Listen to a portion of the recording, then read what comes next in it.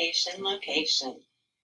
The definition of location, real estate term that refers to the position of a piece of real estate as it relates to the value of that real estate. Evan was in trouble. So far, he'd earned $47.11, which was more money than he ever had in his whole life. But today was Friday. There were only 3 days left, 3 days to beat Jesse. He needed to earn almost $53 to win the bet, and that meant each day he had to earn, Evan tried to do the math in his head, 53 divided by 3, 53 divided by 3. His brain spun like a top. He didn't know where to begin. He went to his desk, pulled out a piece of paper, his basketball schedule from last winter, and flipped it over to the back. He found the stub of a pencil in his bottom desk drawer, and on the paper he wrote 53 divided by 3. He stared and stared at the equation on the page. The number 53 was just too big. He didn't know what to do. Jesse would know how, he muttered, scribbling hard on the page. Jesse could do long division. Jesse had her multiplication facts memorized all the way up to 14 times 14. Jesse would look at the problem like this and just do it in her head. Snap! Evan felt his mouth getting tight, his fingers gripping the pencil too hard. As he scribbled a dark cloud storm on the page, his math papers from school were always covered in X's. Nobody else got as many X's as he did. Nobody. Draw a picture. Mr. Fazio's voice floated in his head. She had always reminded him to draw a picture when he couldn't figure out how to start a math problem. A picture of what? He asked in his head.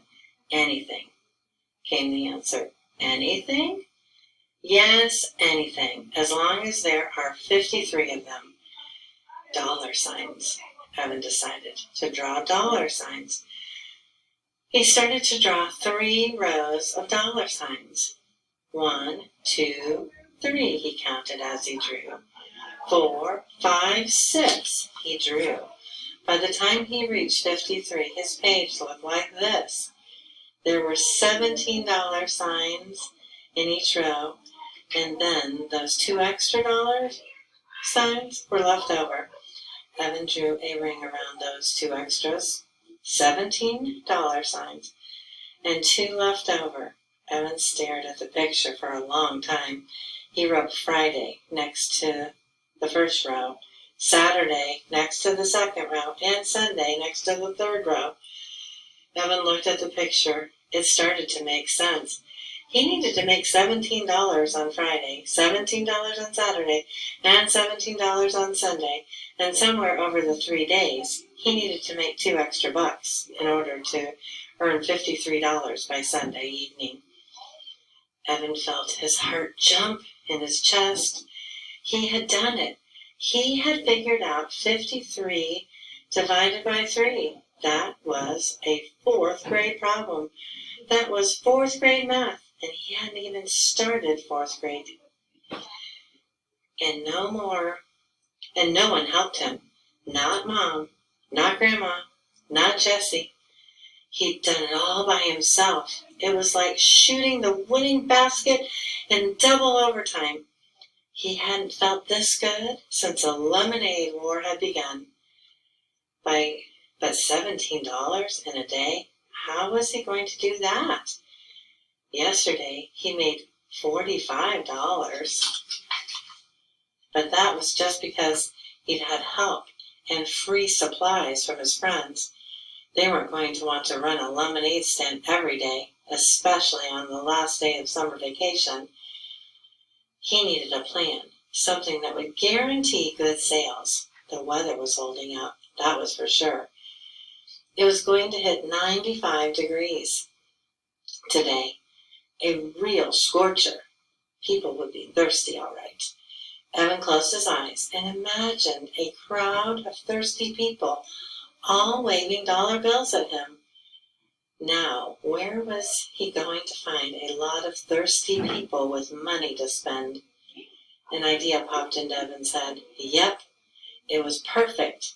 He just needed to find something with wheels to get him there. It took Evan half an hour to drag his loaded wagon to the town center, a distance that usually traveled in less than 5 minutes by bike.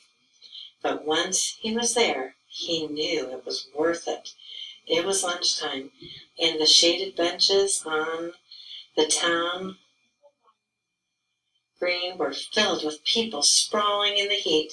Workers from the nearby stores on their half-hour lunch breaks, moms out with their kids, old people who didn't want to be cooped up in their houses all day.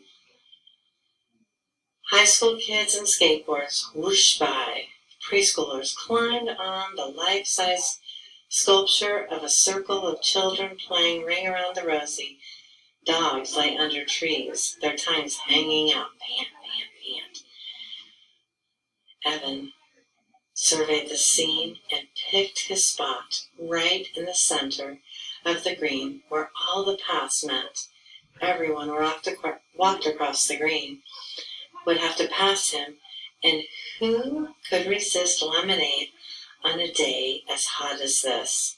But first he wheeled his wagon off to the side, parking it halfway under a huge rhododendron. Then he crossed the street and walked into the Big Dipper. The frozen air felt good on his skin. It was like getting dunked in a vat that just smelled melted ice cream, and the smells, a mixture of vanilla, chocolate, coconut, caramel, and bubble gum. He looked at the tubs of ice cream, all in a row, carefully protected behind a pane of glass. The money in his pocket tingled. He had plenty left after buying 5 cans of frozen lemonade mix with his earnings from yesterday. What would it hurt to buy just 1 cone, or a milkshake, or maybe both? Can I help you? Asked the woman behind the counter. Yeah, said Evan.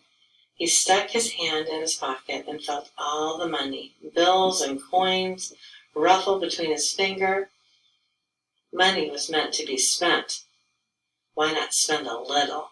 Evan could just imagine how good the ice cream would feel sliding down his hot throat. Creamy, sweet, like cold, golden deliciousness.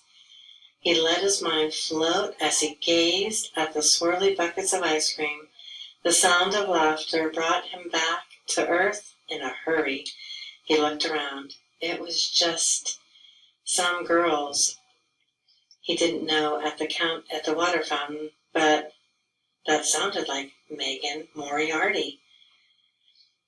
Can you please tell me how much a glass of lemonade costs? $3, said the woman. Really? Said Evan. That much?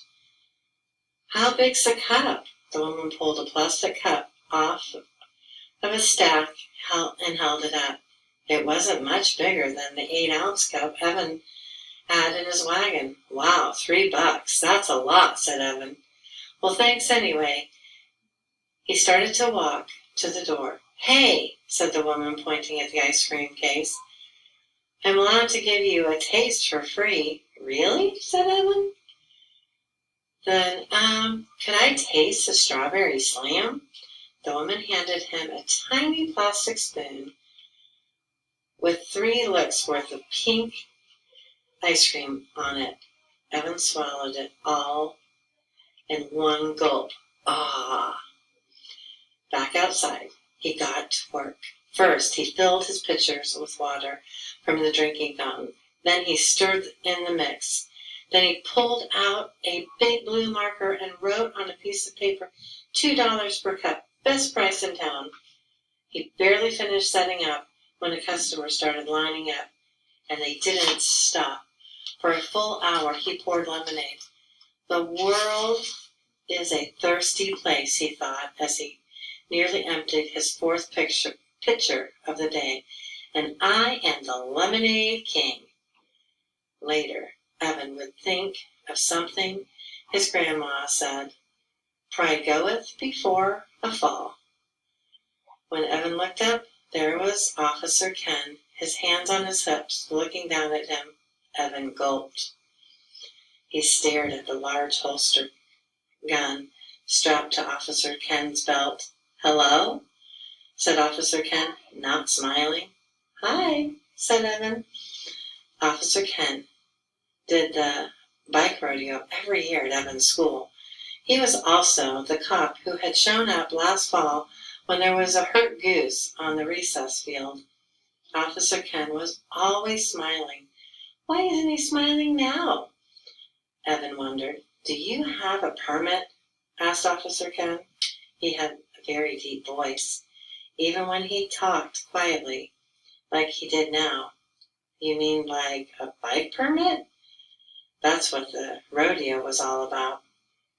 If they passed the rodeo, the third graders got their bike permits, which meant they were allowed to ride to school. "No, I mean a permit to sell food and beverages in a public place. You need to get a permit from the town hall and pay a fee for the privilege." Pay the town hall to run a lemonade stand? Was he kidding? Evan looked at Officer Ken's face. He didn't look like he was kidding.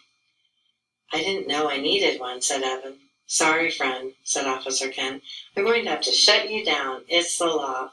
But, there are lemonade stands all over town," said Evan. He thought of Jessie and Megan's lemonade stand, and then he'd wheeled by with his wagon more than an hour ago, and their stand looked like a beehive with small kids crowding around. He had read the sign over their stand: free face painting, nail polishing, hair braiding. What a gimmick! But it sure looked like it was working. "You know," said Evan, "there's a stand on Damon Road right now. You should go bust them." Officer Ken smiled. "We tend to look the other way when it's in a residential neighborhood. But right here on the town green, we have to enforce the law. Otherwise, we'd have someone selling something every 2 feet. But there had to be some way to convince Officer Ken. How could Evan make him understand? "You see, I've got this little sister, and we've got a competition going to see who can sell the most lemonade, and I've got to win. Because he couldn't explain the rest, about 4th grade, and how embarrassed he was to be in the same class with his kid sister, and how it made him feel like a big loser." Evan looked up at Officer Ken. Officer Ken looked down at Evan. It was like Officer Ken was wearing a mask. No smiling. "I'm not your buddy" mask. Then Officer Ken shook his head and smiled, and the mask fell off. "I've got a little sister, too," he said. "Love her to death now. But when we were kids," Officer Ken sucked in his breath. And shook his head again. "Whew!" Then the mask came back. Then the mask came back, and Officer Ken looked right at Evan for 10 very stern seconds. "Tell you what," said Officer Ken, "I do have to shut you down. There's the law. The law is the law. But before I do, I'll buy one last glass of lemonade. How's that sound?" Evan's face fell. "Sure," he said without enthusiasm. He poured an extra tall cup and gave it to the policeman. Officer Ken reached in his pocket and handed Evan a $5 bill. "Keep the change," he said. "A contribution to the Big Brother Fund. Now clean up your things and don't leave any litter behind." He lifted his cup in a toast and he walked away. Evan watched him go. "Wow," he thought. "I just sold the most expensive cup of lemonade in town. Evan stared at the $5 bill in his hand. It was funny. 2 days ago, he would have felt as rich as a king to have that money in his hands. It was enough to buy 2 slices of pizza and a soda with his friends. It was enough to rent a video and have a late night at someone's house. It was enough to buy a whole bag full of candy mix of CVS. 2 days ago, he would have been jumping for joy. Now, he looked at the $5 and thought, it's nothing compared to the $100 he needed to win the war. $5 was nothing. He felt somehow that he'd been robbed of something, maybe the happiness he should have been feeling. He loaded everything from his stand into the wagon, making sure he didn't leave a scrap of litter behind. He still had a glass full of lemonade left in one pitcher, not to mention another whole pitcher already mixed up and unsold. So he poured himself a full cup. Then, before beginning the long, hot haul back to his house, he found an empty spot on a shaded bench and pulled his earnings out of his pockets. He counted once. He counted twice, very slowly. He had made $65. The cups and lemonade mix had cost $9. When he added it to his earnings from Wednesday and Thursday, he had $103.11. Now that's enough, he thought.